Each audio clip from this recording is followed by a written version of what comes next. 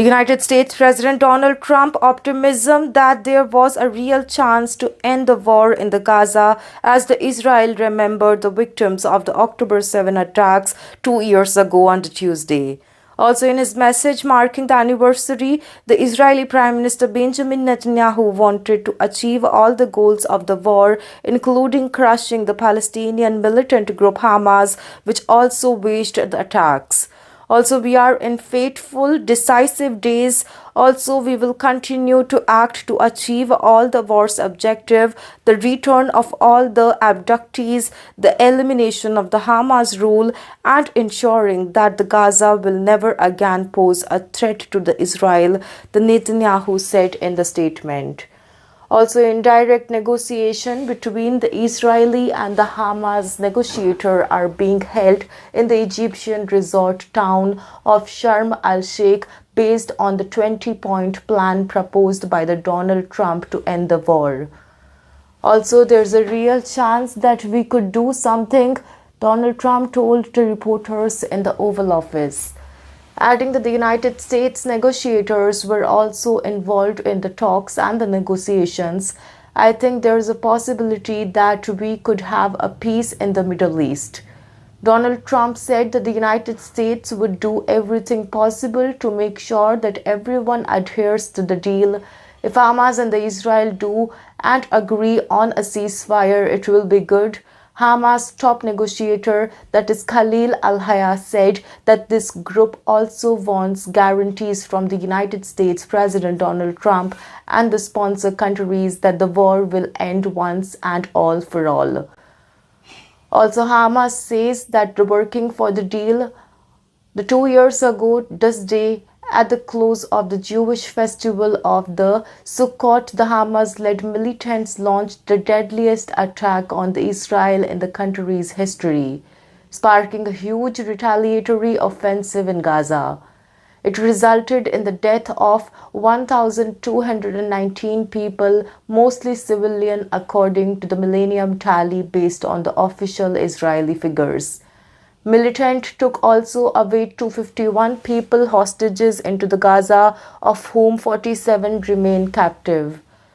Also including 25, the Israeli military says that are dead. The senior Hamas official, that is Fawzi Barham, also called the October 7 attack a historic response to the Israel bid to eradicate the Palestinian cause.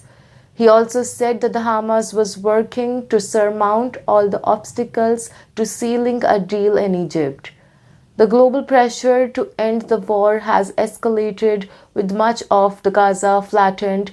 A United States and the United Nations declared famine unfolding, with the Israel hostages' families still longing for their loved ones' return. A United Nations probe last month accused Israel of genocide in the Gaza, while the right group have accused the Hamas of committing war crimes and also crimes against humanity during the October 7 attack. Each side rejects the allegation against it. The initial map, what does this say? Let's see what the Donald Trump plan is. Donald Trump plans call for a ceasefire, the release of all the hostages, Hamas disarmament, and a gradual Israeli withdrawal from the Gaza. The plan received positive responses from both Israel and Hamas and also prompted the indirect talk that started in the Egypt on the Monday. According to a Palestinian source close to the Hamas negotiating team, Tuesday's session saw Hamas discussing the initial maps presented by the Israeli side regarding the withdrawal of the troops as well as the mechanism and the timetable for the hostage-prisoner exchange.